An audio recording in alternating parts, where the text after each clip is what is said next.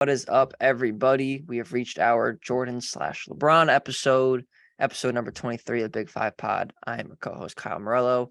On the other side of me here, the one and only Jake Copestick. How we doing? We're doing well.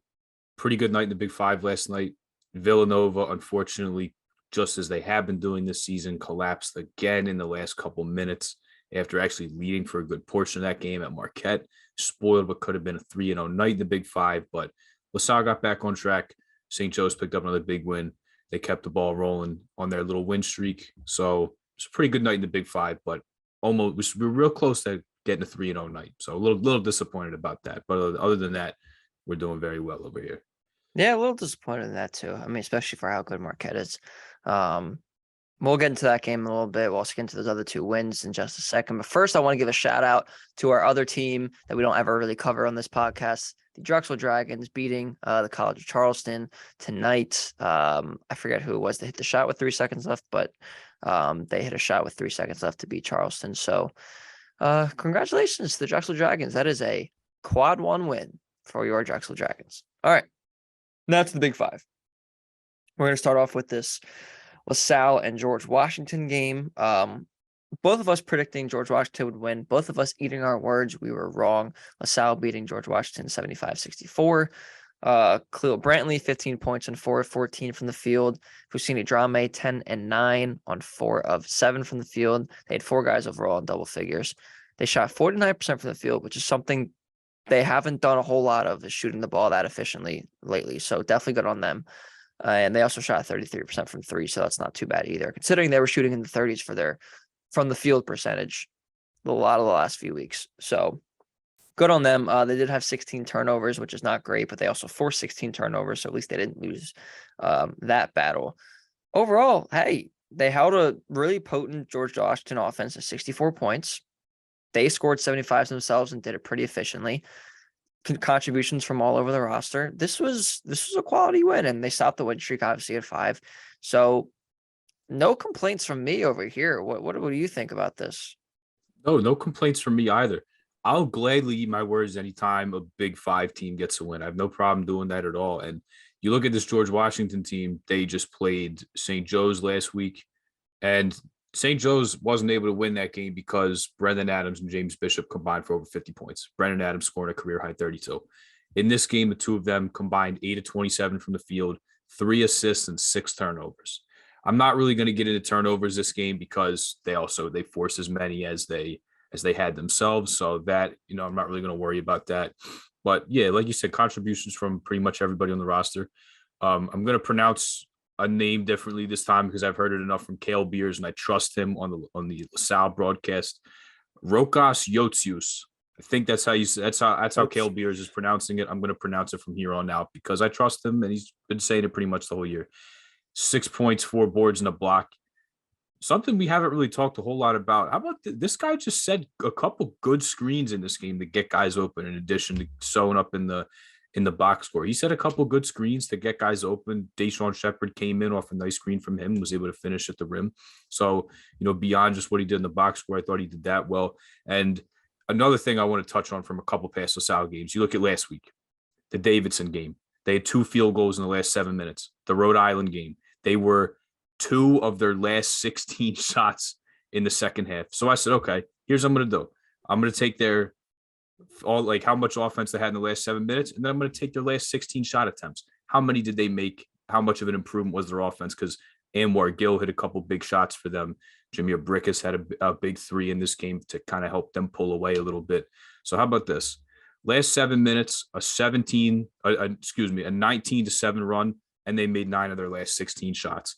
They couldn't close out games on this little streak they were on, but they got hot late. And even when George Washington, and they were down, GW was down as many as 14 in the first half. They got the lead. They made this game close. Anwar Gill comes off the bench, has all 3 of his baskets in the second half, and they got some timely buckets when they needed them. So it was a really good win for the Explorers to end their skid that they were on, but they got offense when they needed it. guys were contributing. And hey, second good game in a row for Josh Nickelberry. Khalil Brantley got hurt and had to limp off the court. Nickelberry came right in, instant offense, hit a bunch of big shots for them, had 2 assists as well. So they got contributions from a lot of different guys. And hey, it's a pretty damn good win, all things considered. I know GW, even with a first-year head coach, is probably overachieving at this point, but it's still a good team, and it's still a very good win to break the losing streak that they were on. No, it's a great win. Listen, anytime you can get a win after losing 5 straight, especially against a team that's, they're not the greatest team in the A-10, but they're among the top half, I would say. It's a good win. It's a very good win. So good on them, especially for a team that had been streaking the negative way. So, yeah, we'll see what the Explorers Also can keep do. in mind that being the greatest team in the A-10 this Oh, year, that's not saying much. not saying much about you. No, but they're not. GW's not a bad team by any stretch, and it's a good win for LaSalle. So they have a game coming up, which we are very excited to talk about a little later in this episode. Speaking of that game, St. Joe's won their A-10 game as well, beating Rhode Island 64-50. Cam Brown, 18 and 8 on 8 of 19 from the field in this one. Eric Reynolds, 15 points on 5 of 12 from the field. Lynn Greer having another really good game, 12 and 6 on 5 of 12 from the field as well. And how about this for a change? St. Joe's winning the turnover battle. They only had 12 and they forced 18. Really, really good on them. They haven't seen that in a long time from them. We talked about Rhode Island's shot making ability from beyond the arc coming in, how very subpar. And that showed in this game. They only shot 1 of 13 from the field. And if you're tracking at home, that is about 7% or so. Not going to work. Not going to work. They did only shoot 8 of 15 from the line. So one thing that they can improve on is definitely that. But overall, a really, really great win. They held Rhode Island. Like I said, they're 1 of 13 from 3. They only scored 50 points in the game. And even though St. Joe's didn't have their best offensive game of the year by any stretch, they were still able to get it done. They pulled out a victory. They didn't turn the ball over an insane amount of times. And they were able to pull this one out against a team that they definitely should have beat. And they did beat. So that's 5 of 6 now if you're counting at home for the Hawks. Listen, they're hot. We said it last episode. We're going to say it even more now because, this was one of those teams. You had mentioned going into this one that there's 3 games coming up for them that were easily could be winnable games for them. One of them was against Rhode Island. Obviously, the one coming up this weekend against LaSalle, and then they're traveling to Chicago to take on the Ramblers of Loyola. This started off that 3-game stretch on the right foot. Absolutely. And I tell you what, the biggest takeaway for me during this streak is that they're playing better defensively. Sure, they're not where they need to be in terms of defending the 3-point line. Maybe in this game that can get masked a little bit because you're playing one of the worst 3-point shooting teams in the country, a team that only came in here, shot 1 of 13.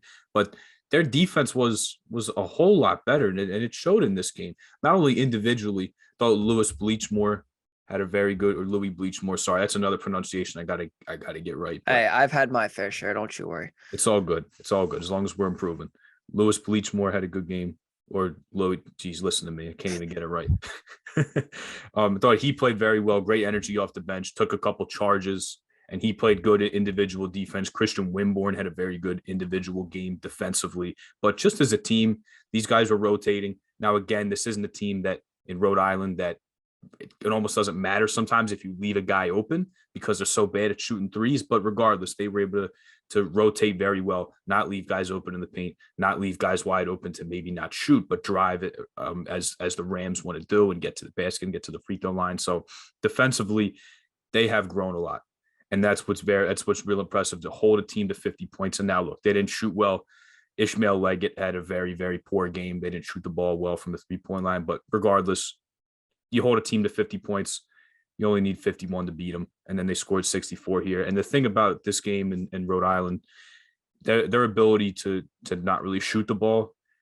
When St. Joe's went up double digits, every time Rhode Island had something for them, they were able to answer back. And when you can't shoot the 3 well, it's a little bit harder for you to get back into games like that when you're down double digits and you don't have a potent offense that can get you right back in a couple minutes. They just don't have that.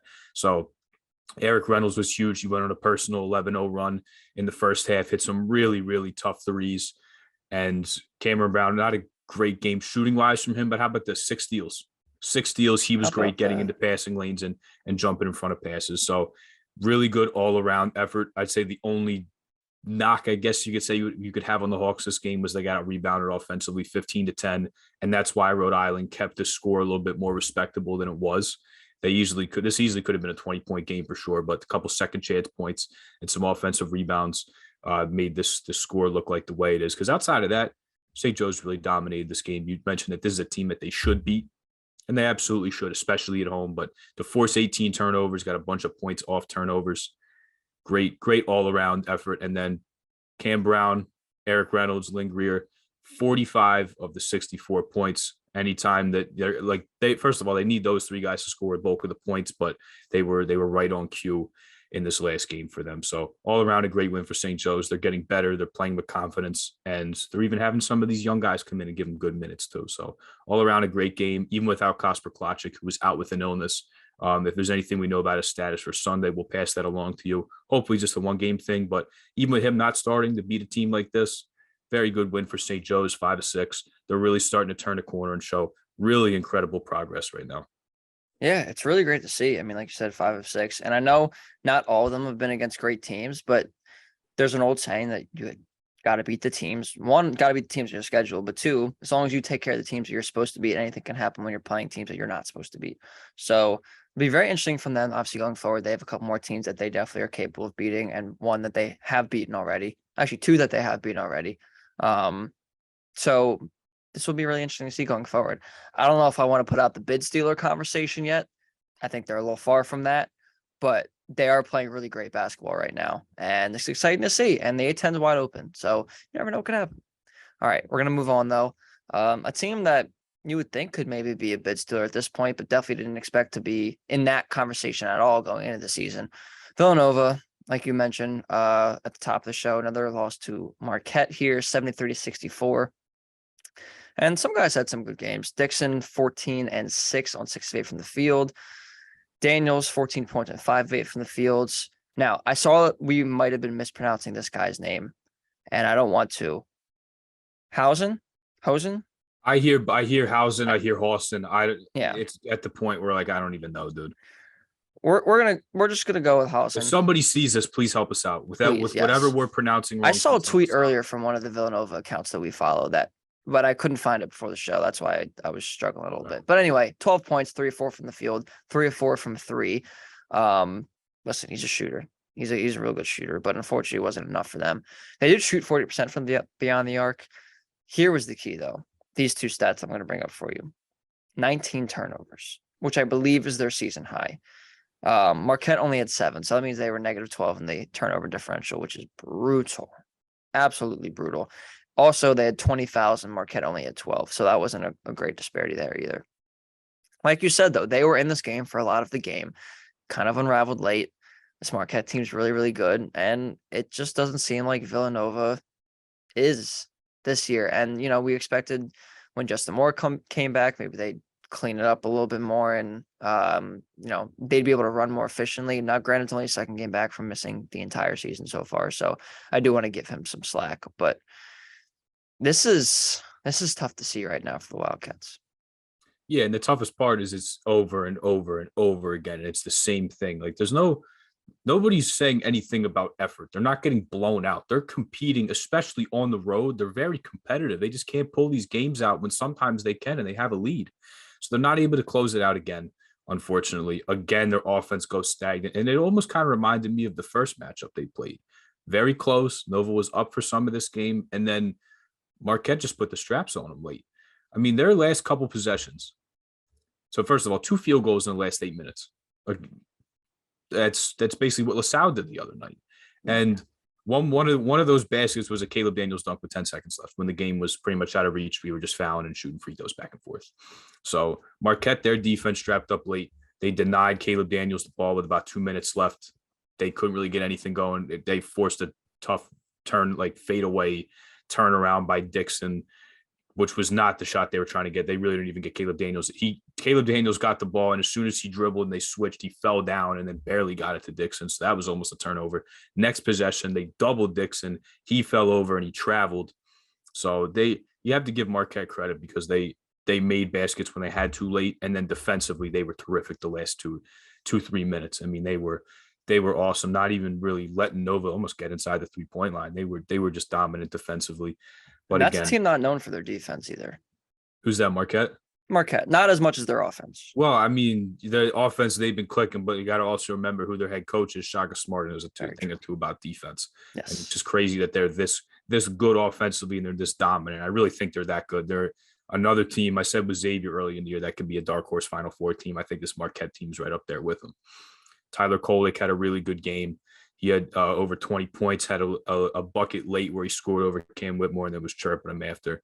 It's a really good team all around. Cam Jones, people didn't know if he was going to play in this game. They ended up playing. He had an almost half-court shot to cut the lead before halftime. But there's not really there's no shame in losing to the number 14 team on their own floor.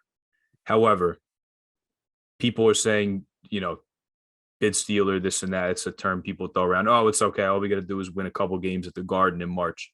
Where's your evidence of that? I'm not seeing it with this team. Unless they play St. John's. Yeah, I'm not seeing it unless they play St. John's. And the thing is, if you want to win the Big East tournament, you are probably going to have to see UConn, Xavier, Marquette, Providence. You're going to And the have team to that see they're going to two or see three of Creighton. those teams. And if like we haven't even seen them pull out one against a good team. The only quad one win that I don't even think was quad one at the time was Oklahoma. They don't have another one. So it's unfortunately with them, it's like they're competitive in these games against good teams. They're just not able to pull it out. So they're going to have to figure it out. But at this point, it's getting close. Like when it hits March, to me, you are what you are.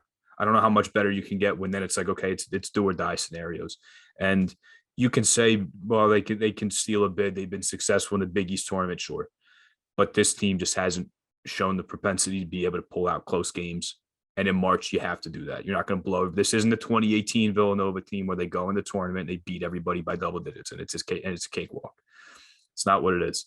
They haven't been able to pull close games out. They need to figure out. They need to figure it out. They need to there needs to be some movement, and they just get stagnant, and they can't really get the ball inside the paint, and they just throw the ball around the perimeter. Like there needs to be some penetration. They got to throw the ball in the post. And that's what's been killing them these last couple games, and they can't pull it out again. I mean, the good thing is they're competitive, even on the road. Had to go to UConn, was competitive. Had to go here, was competitive. Just couldn't pull it out in the end. So it's disappointing to see because it's the same thing over and over and over again. They compete. It's not an effort thing.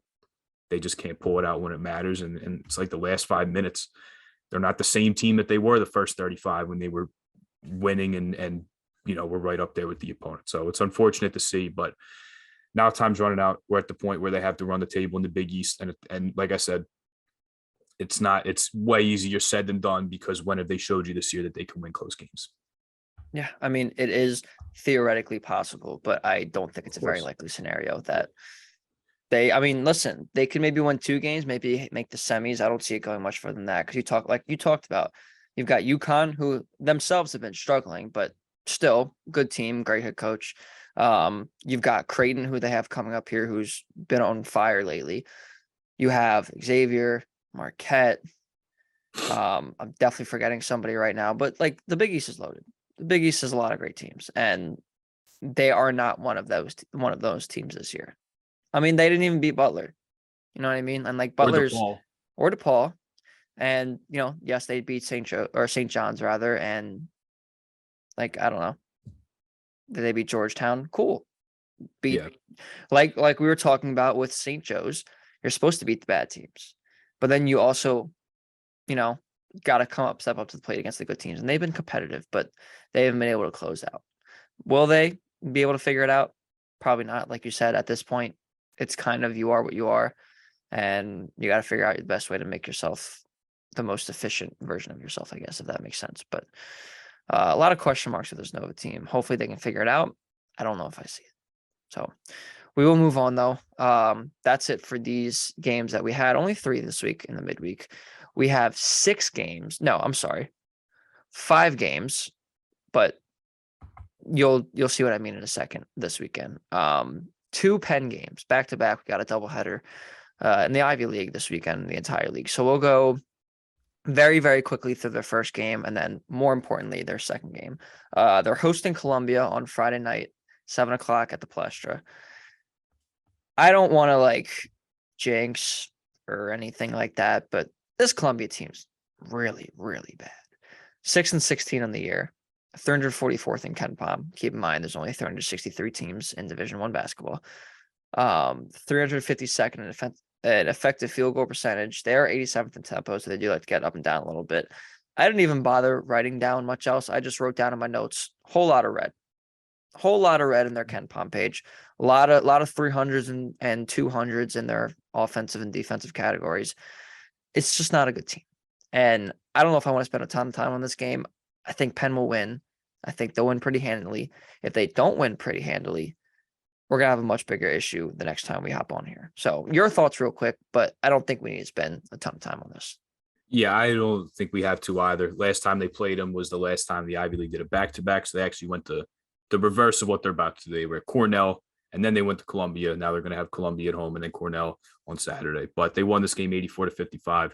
Felt like they took a little bit of their anguish out on Columbia from the previous game because Cornell, the last 10, 11 minutes of that game ran them out of the gym, really.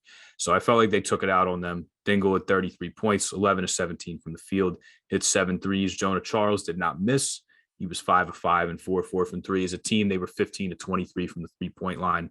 Now, they did have 17 turnovers, but they just made the field goal percentage disparity was just so much. Columbia, 6 of 29 from three, only 21 of 61 from the field. So I felt like they kind of took out their anger from the previous night from losing the Cornell, which is a game that I actually thought that they could win. And they were 3/4 of that game. They were leading. They were right in it. Ended up losing. So there's a game that, yes, especially at home, they should destroy them. They're coming off a good win against Harvard where they shot the ball pretty well as a team. And just as a whole, I thought it was a great team win in a lot of different areas. So I think they'll keep that going and they'll beat Columbia. And if they're up enough points, hopefully there's a game that a lot of guys can get in. Maybe we can see Andrew Laskowski, Ed Holland, some of those guys, because they're gonna need everything to beat Cornell. It's going to be both teams back second game of the back-to-back. But hopefully this is a game where we can see the bench get involved, try out some new lineups, a lot of guys get in, and hopefully they're up by enough that they can rest some guys because they know they have another one coming up on Saturday. Yeah, and let's go to that one on Saturday. Why don't we? This is a big one. Obviously, we just mentioned Cornell coming to the pleasure to take on Penn at home. Saturday at 6:00. And this Cornell team's really good. Like you mentioned, they did run the Quakers out of the gym later in the second half of their first game. That was at Cornell. But this Cornell team is really good. 102nd in KenPom, and their offense is what does it for them. 4th in effective field goal percentage, 43rd in turnover percentage, 23rd in adjusted offense as a whole, 43rd in 3-point percentage, and 4th in 2-point percentage. Also, they're 22nd in tempo and 6th in average length of possession. So they like to get up and down. They like to score. They're really good at doing so. They don't turn the ball over. And that is a problem against this Penn team that isn't the greatest defensively, and they don't take care of the basketball very well. However, I think I'm going to go with Penn here. I think they've been playing a little bit better lately. They beat Harvard. They're starting to find their mojo a little bit. They had this whole week off to, figure things out more and prepare for this. And they're at home, which is definitely a big deal. Hosting the second night of a back-to-back, whereas Cornell has to travel for both.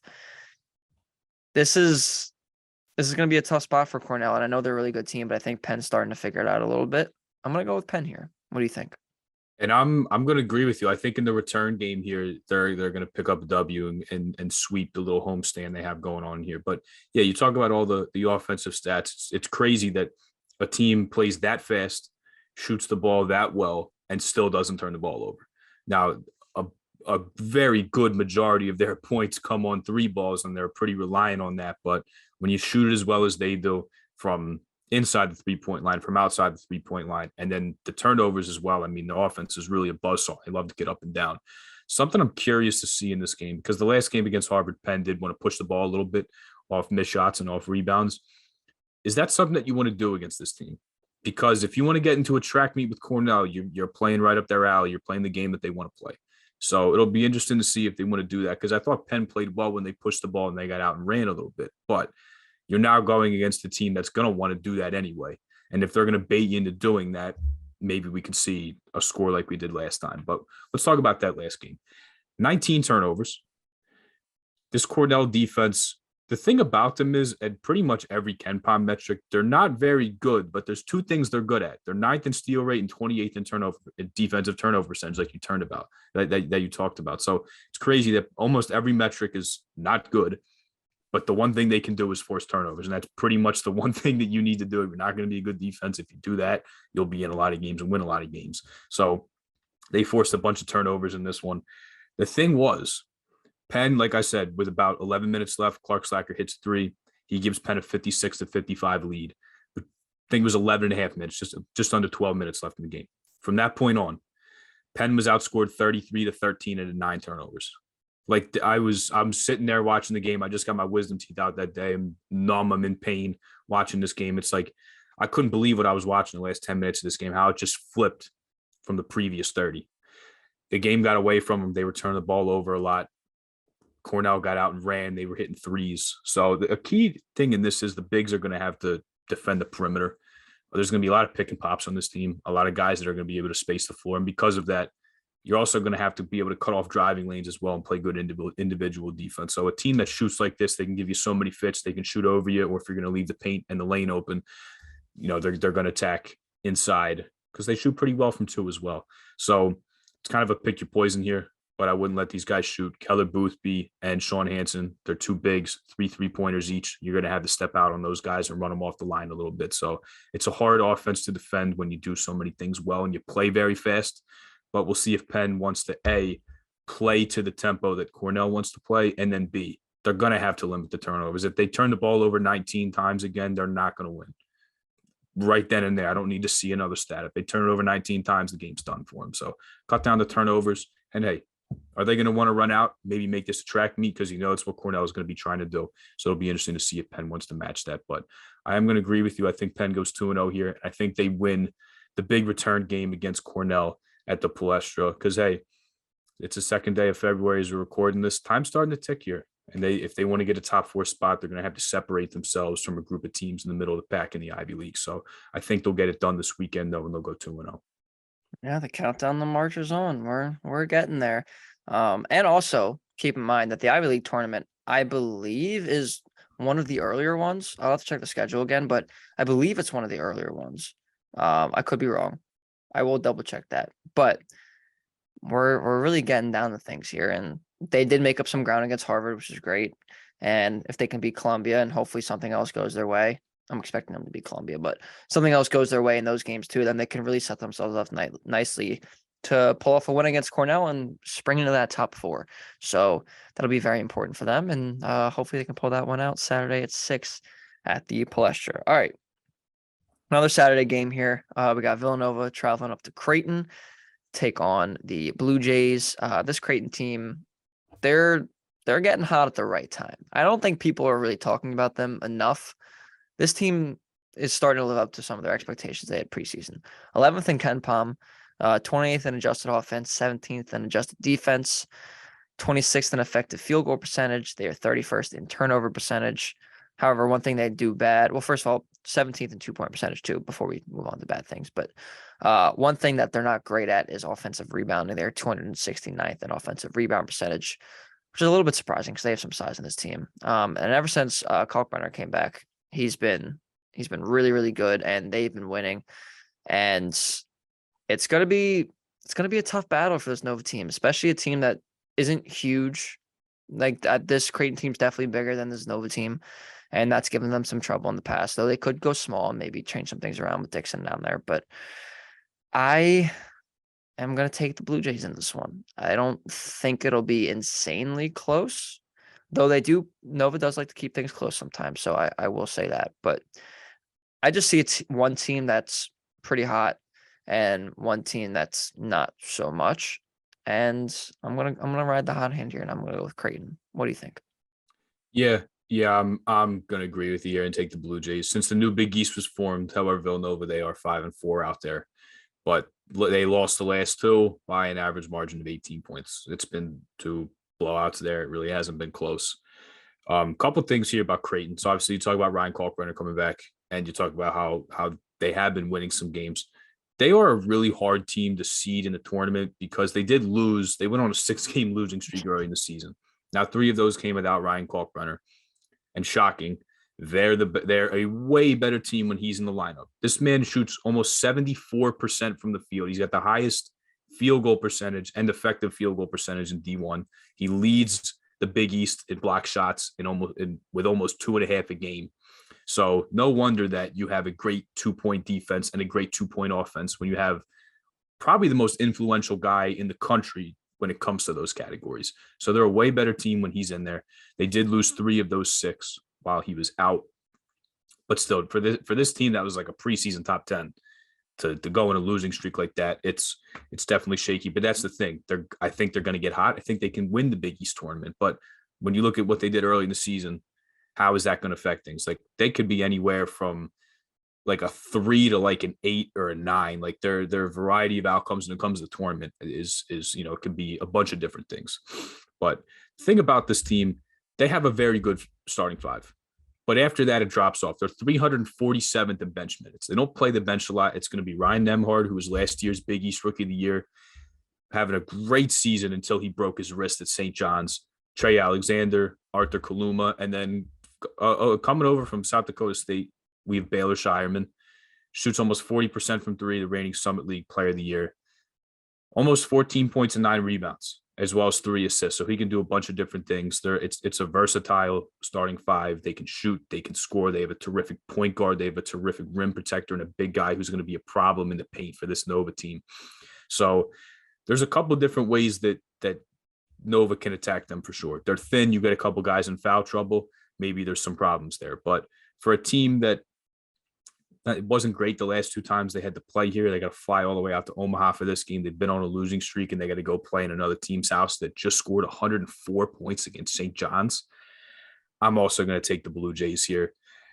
It's just tough to pick Nova when you know that when they got to step up in competition, they haven't been able to close these games out. But with this team being a little thin in Creighton, also among one of the worst teams in the country in forcing turnovers, I guess there's a couple things you can look at, but then you have to look at Villanova. It's like they've been turning the ball over a ton anyway, or even if you don't have to play against a great defense. So I'm going to take the Blue Jays here. They're thin.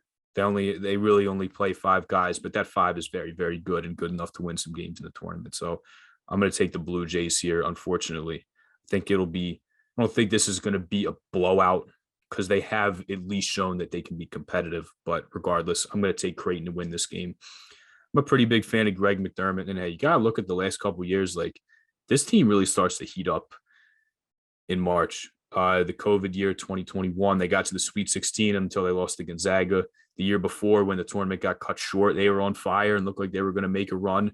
Last year, loses Andrew Nembhard, loses Ryan Kalkbrenner in the San Diego State game that they won in overtime. And then they almost beat Kansas. They gave Kansas one of their best games in the tournament. So I think Greg McDermott's a hell of a basketball coach. And the last couple of years, he's had this team ready to go in March. And I think the Blue Jays are going to look at that as an opportunity at this game, as an opportunity to keep the ball rolling and get a pretty high seed in the tournament. So I will take the Blue Jays. Yeah, I mean, I think it's pretty simple. One team's just playing a lot better, and I think maybe top to bottom, Nova plays a lot more guys, but Creighton's starting 5 is arguably the best in the Big East. So give me Creighton here too. Yeah, that's all I got for that one. All right. I was just looking at the slate while you were talking too that we have. This is maybe one of the best slates that we've had of the season. Oh yeah. Especially for a weekend. Like this is crazy. Obviously we have Cornell and Penn. That's all, like 2 of the best teams in the Ivy League. We just talked about Villanova and Creighton, how good Creighton is. Now we have an inner Big 5 matchup to go over too. The last one of the season, unless these 2 teams play again in the Atlantic 10 tournament. But LaSalle traveling to Hagen Arena, such a long road trip, I know. Going to Hawk Hill, taking on St. Joe's. These 2 teams played a few weeks back. St. Joe's won 71-59 at Tom Gola Arena. This game will be on Sunday at 12. This is going to be a good one. LaSalle, obviously, they blew a late lead against Rhode Island last weekend. Turn around, beat a good George Washington team, a team that the only one that St. Joe's has lost to in this winning stretch that they had. They were 5 of 6. That one is to George Washington. So this will be really interesting. Like I just mentioned, St. Joe's is on fire too. And first of all, we're both going to be in attendance for that together. So that's going to be pretty tough. I think I'm expecting a St. Joe's win. I think they're going to keep it rolling against the Salle team. I think they have a little too much variance, and I think more things on an every game basis will go wrong than goes right for this team. And right now, St. Joe's is proving that that's not the case for them. So I'm going to take St. Joe's in this game. I think they're going to shoot it pretty well. And I don't have a ton of confidence in LaSalle's offense as a whole. So yeah, gonna go with Joe's in this one. How do you see this one playing out? So first, before we start, have you ever been to Hagen Arena before? I have not. You haven't? Nice. So I have not. it's smaller, but like it's very intimate. It'll get loud there. I think you're gonna like it. But I'm yeah, trying to Hagen's get to all definitely. five before the season ends. Hagen will be the third. Obviously, we're at the Palestra together, and then I've been to Leo Core Center plenty of times before, but I was there this season already, and I will also be there on Sunday, which we're gonna get into. But we'd like to get to all five, so we're gonna have to get to Tom Goal, and we're also gonna have to get to the Finn before the season ends too. Okay, we will work on doing that. As far as the game goes, though, I think I'm going to take St. Joe's as well. I think this game will be closer because look, although St. Joe's been playing well, LaSalle got off to a horrific start in the last game. I don't think they're going to have that's going to happen again. And I think Dunphy's going to be pressing these guys to not come out. Like literally, I think I said the last time that when we talked about this game at LaSalle, I said I don't know, I don't think they came out of the locker room for the first 10 minutes.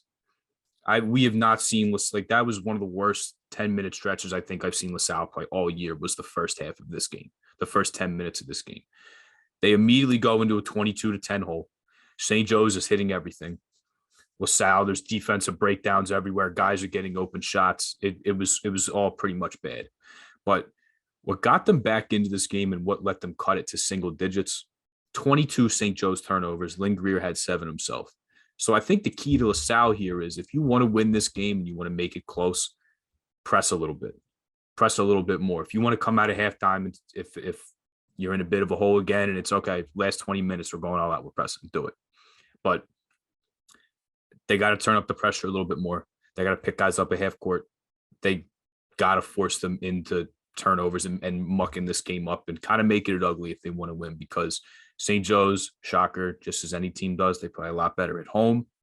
They make a lot more shots at home. They're playing loose. They're playing with confidence. And you got to try and shake that the best you can. And you can't let them get everything easy and get open shots and penetrate the lane easy. You got to make it tough on them. And then vice versa with St. Joe's. I mean, the last time these two teams played, St. Joe's 51% from the field, 11 to 22 from three.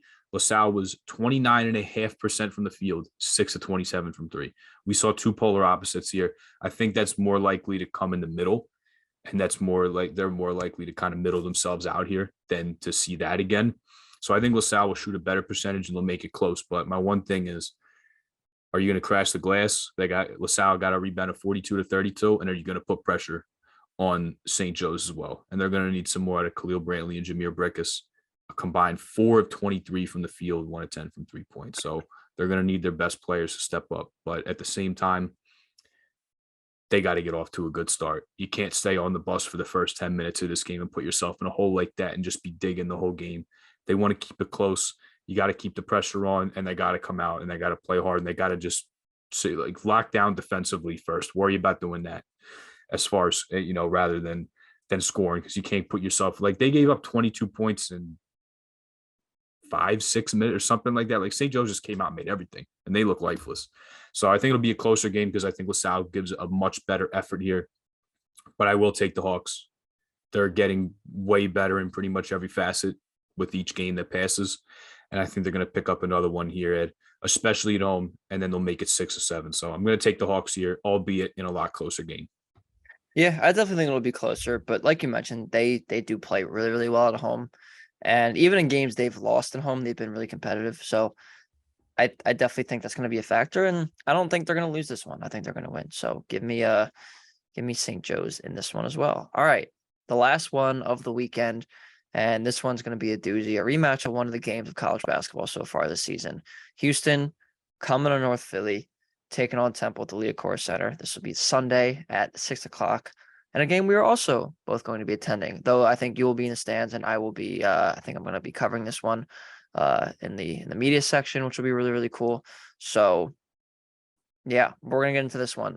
Houston, actually, they had fallen to number 2 in Ken Palm behind Tennessee, but after Tennessee's loss yesterday, Houston climbed back up to the number 1 spot in Ken Palm. They are 8th in adjusted offense, 4th in adjusted defense.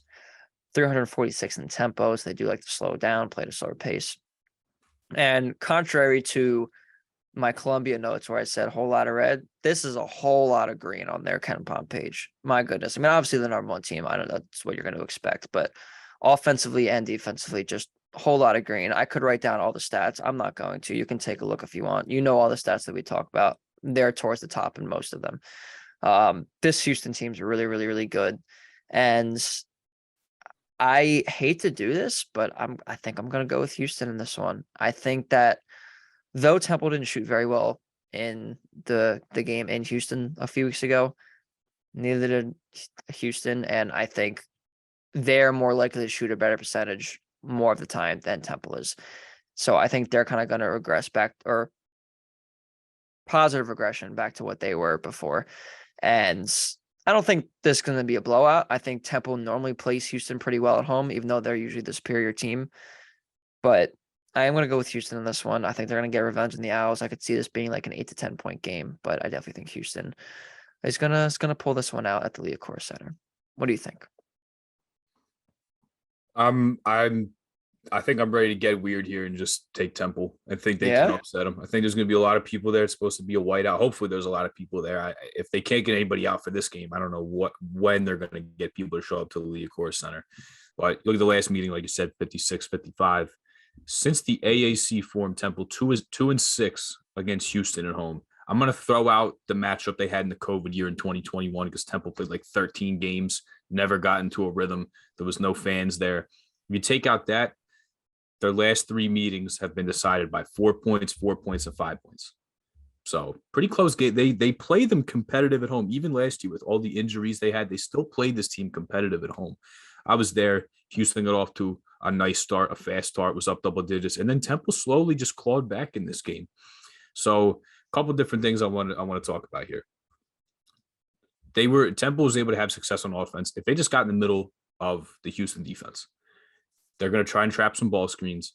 The big's going to have to slip very quickly. You're going to have to get him the ball. And then once it's kind of like a 3-on-4 and you have a little bit of advantage because the 2 guards just trap the ball handler, that's when there was dump downs open to go to the post. You could kick out to an open shooter.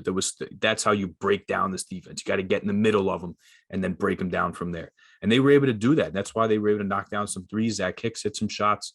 And they were able to really break apart a Houston defense. Like I said, when we talked about this game down in Houston, I hadn't really seen anybody do this year. So there's that offensively. Defensively, the last game that Jamil Reynolds played against UCF, they doubled him and he turned the ball over quite a few times, whether it was a deflected pass or he dribbled himself into trouble and turned it over there. And I think Houston's going to look at that. I remember last year, round of 32 in the NCAA tournament, they went up against Kofi Coburn in Illinois. They were giving up some size. Kofi was a bigger guy than what they had. And they doubled the hell out of him. And he made a bunch of bad decisions and he turned the ball over a shit ton. They ended up losing. Well, that Illinois team, that's another story. They turned the ball over a ton. But they doubled a guy who they gave up size to. So that way he wouldn't just have one-on-ones and kill him. They got the ball out of his hands and it worked for him. And I think they're going to see that and they're going to want to double Jamil Reynolds because they're going to be giving up a little bit of size to him as well, size and strength. So that's another thing to look at offensively for Temple. You got to make yourself available. You got to come to the ball. If Jamil Reynolds is going to get double team, cut, make the defense think, try and get some easy buckets. Because I think if I'm seeing that, I'm sure Kelvin Sampson definitely saw that in the last game, is going to think that as well. So that's what I think defensively. And then I have a really interesting note here. In both of Houston's losses, Jamal Shead has led this team in shot attempts, which I think is pretty interesting. So defensively, Temple did a great job switching. That's kind of what I think their hallmark is. They can play without a big, but they have size and length on the perimeter to be able to defend smaller guards and bother them. You know, Marcus Sasser can hit threes from the parking lot. You know, Tremont Mark can get inside the 3-point line and hit and has really good shot making ability, especially off the dribble to hit some shots, even at tough angles. But if you put the ball in his hands, he's really not much of a scorer, and he's the smallest out of those 3 guys. So he had a shot blocked. He had his layup blocked late by Core John Cooch, which ended up kind of sealing the win for them. But if you make him into the primary scorer and you take the ball out of Sasser and Mark's hands and you play up on him, and you play right in their face and not give them a passing lane and you make Jamal Shead try and beat you, I think that's a really good way of doing this if you're Temple. So A couple keys here. Watch the doubles in the post to Jamil Reynolds because I'm sure they're going to want to throw it down there to him because Kelvin Sampson's talked pretty glowingly about Jamil Reynolds and how good of a player he is in the AAC. So watch the doubles on him. You got to defend the perimeter well. They can play big, they can play small, which is why Temple's defense is so versatile and helps them so much. But try and take the ball, especially late in the shot clock. Try and get the ball out of Tremont Mark and Marcus Sasser's hands and make Jamal Shed try and beat you because there are only 2 losses. Like I said, he took 16 shots, I believe, in the Temple loss. He took 20 shots in the loss to Alabama. Make Jamal Shed try and beat you. Don't let the other 2 prolific scoring guards hurt you late in the clock or hurt you as much as possible. I thought they did a really good job of that last game. So those are my keys to the game. And guess what? I'm going to take Temple. I'm ready to get weird. We've seen this whole season. Weird stuff's been happening, and the ranked teams are falling. No one would have thought Temple would have gone down there and beat Houston. So I'm going to take them again. Underdogs in that I think the Liacouras Center is going to be pretty rocking, but I'm going to take Temple here, and I think ever so slightly they're going to take another step toward a potential tournament berth here, or at least stealing a bid. So I think now that they're fully healthy and they're at home, and this is a big game that hopefully it's going to be a whiteout and the Liacouras Center is going to be rocking, I'm going to take the Owls here to pull off not only another upset, but how about a sweep of those Houston Cougars? How about that? Would be something. That would be something. Listen, we're on opposite sides of the aisle here. I hope you're right because that would be really, really cool. But I'm going to go with Houston here. I don't know. I don't see it happening twice, but if it did happen, it'd be very, very cool. And I am going to be rooting for that. But yeah, this will be an interesting one. So yeah. All right. Well, that is all for that was a lot. That was fun. That was a lot. But hey, listen, this game needs a lot of analysis. So yeah. Anything final that you got on this one? Yeah, so I did tweet this out earlier. Shout out to our guy Sam Cohn. He's leaving us and going to Baltimore to cover high school sports and high school basketball in the Baltimore area. And we had our first mailbag question. A fella called at Ray Dunn BTB said, "How is Sam Cohn leaving going to affect the coverage of the Big Five?" It's definitely going to be a blow. He was awesome. Whether it was writing features, getting out there and covering games, he was terrific. So cool that we got our first mailbag question. And shout out to our guy, Sam. I know he's going to do great down in Baltimore. And we're not only going to miss him in Philly, we are going to miss him very much in our rec basketball team as well. So good luck to Sam. We wish you the best. We know you're going to kill it there. Absolutely. Yeah. I mean, we're very, very proud of Sam. Obviously, he's been getting bigger in this area covering high school and college sports, but also we're friends with him too. So we get to know him personally. He's a great dude. And yeah, we're gonna miss him. I know he's gonna kill it down there in Baltimore though. So very, very proud of him. And Sam, best of luck, man. And as to our mailbag question, it's gonna get worse. The coverage of the Big Five is gonna get worse without Sam. So we're gonna have to step up. And who's got next?